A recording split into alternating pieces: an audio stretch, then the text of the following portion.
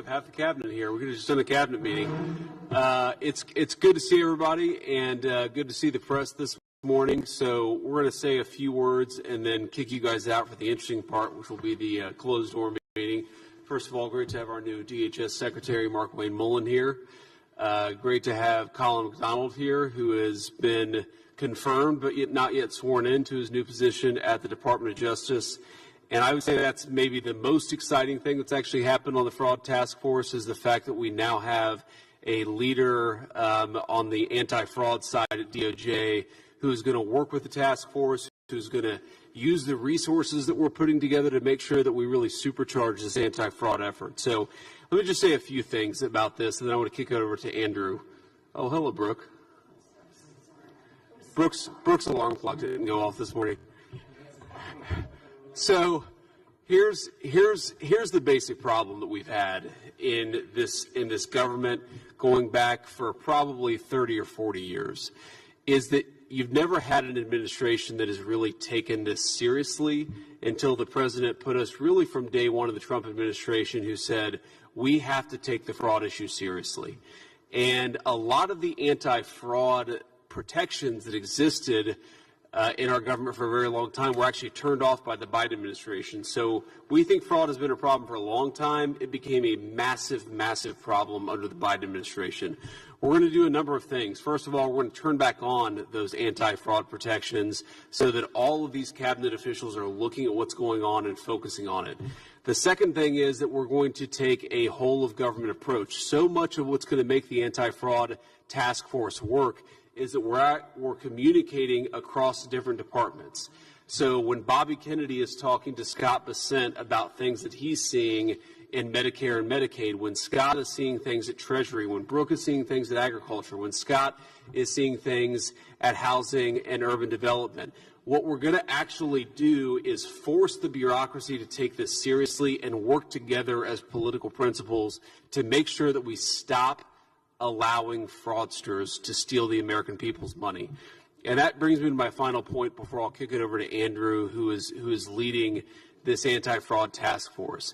This is not just theft of the American people's money. This is also theft of critical services that the American people rely on. Some of you have heard me tell this story before, but I think that the autism scam that we've seen in the Somalian parts of Minnesota really illustrates well what's been going on across whole layers of our government. So you have a program set up under Medicaid to help autistic children and their families get the resources that they need, because of course we know that when you have a kid who's on the spectrum, it requires a little bit more help, a little bit more services. And so the government,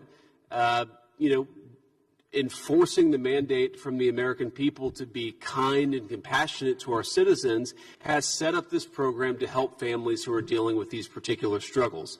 Now, what we've seen is Somali fraudsters at an industrial scale taking advantage of that program to the tune of millions and millions of dollars. And there are two separate tragedies there. The first tragedy is that you have people who pay into the federal government, who pay into the IRS, who pay their taxes expecting that those taxes will go to help their fellow citizens, and then it's not going there. It's going to help fraudsters. That's tragedy number one.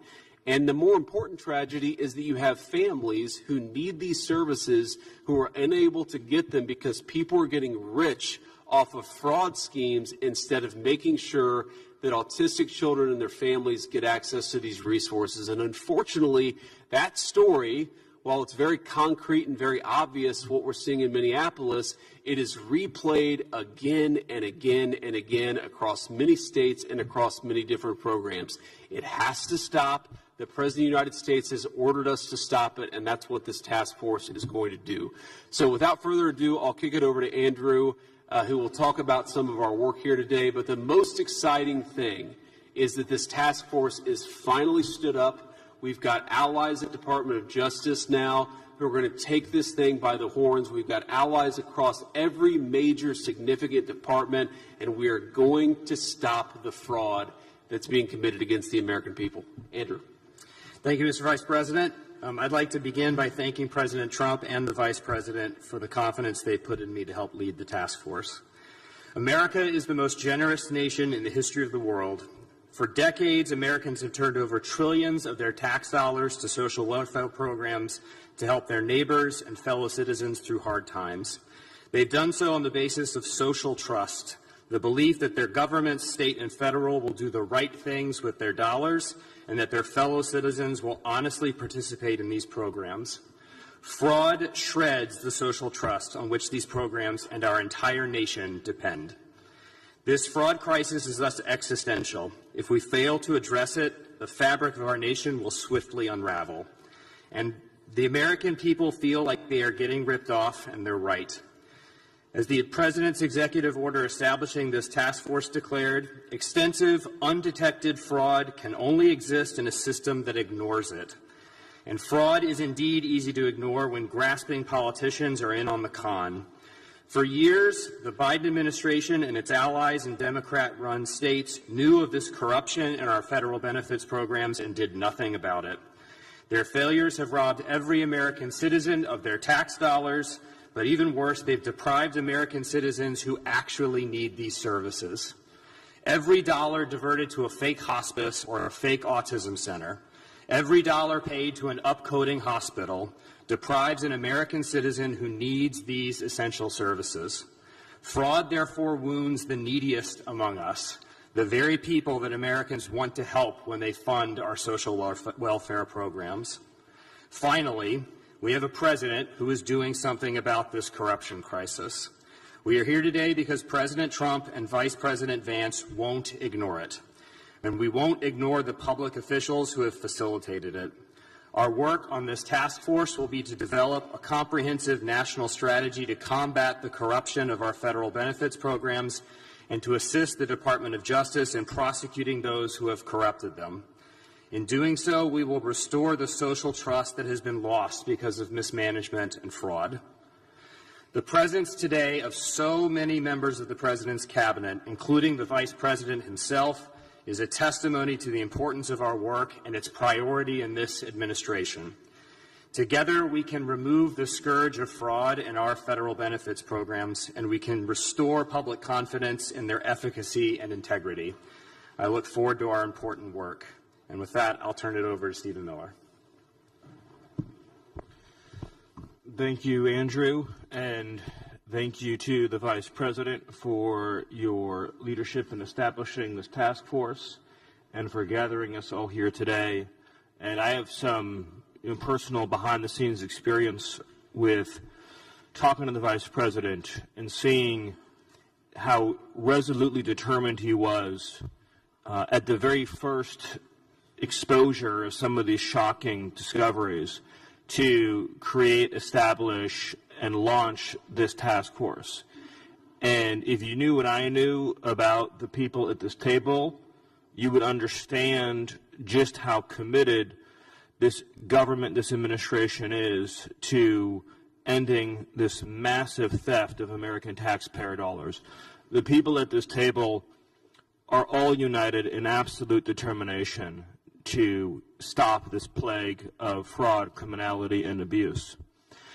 I think what's important for Americans to understand about how pervasive and widespread the fraud is that all of our systems were set up and established for a high-trust society. I think that most citizens probably assume that there's some verification process that takes place for the receipt of most federal benefits. The reality is that there is not.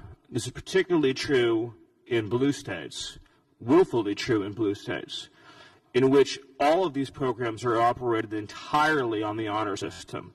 No verification takes place before individuals are enrolled in or receive these benefits. So as a simple example, if you're a Somali refugee living in Minnesota, you could lie about how many children you have. You could lie about what your immigration status is. You could lie about your marital status.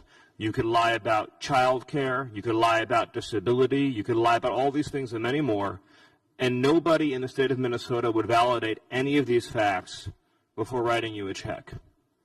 We at the federal government are simply sent a bill from the state of Minnesota for the cost of providing these services in the aggregate.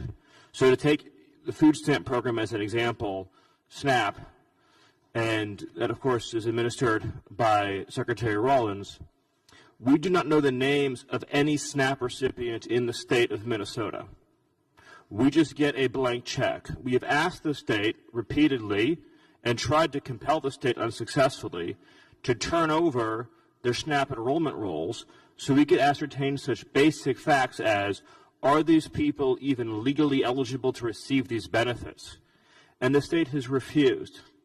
Absolutely, categorically refused. And in fact, the state has spent millions of dollars in court for the singular purpose of trying to prevent the state from ascertaining the identity of a single SNAP recipient in the entire state of Minnesota. Think about what this does to public trust, social trust, people's faith in the system.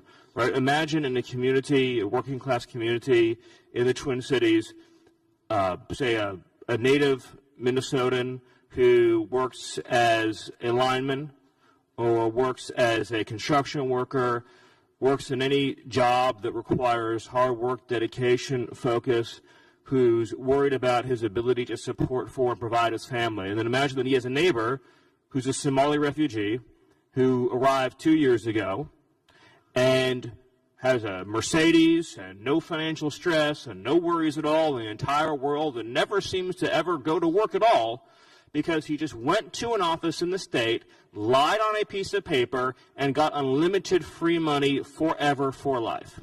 That is the system that is being run, and that is the corruption that this task force, under the leadership of the Vice President, is going to demolish. And I'll just conclude by saying that I'd be remiss if I didn't mention the atrocity that is taking place in Congress with congressional Democrats fighting relentlessly to abolish the very federal agencies that are responsible for policing and investigating fraud as well as all matters of homeland and national security. I see, of course, a new secretary who has just been confirmed to DHS, my good friend, Mark Wayne Mullen. He now takes command of a department whose men and women have been working without pay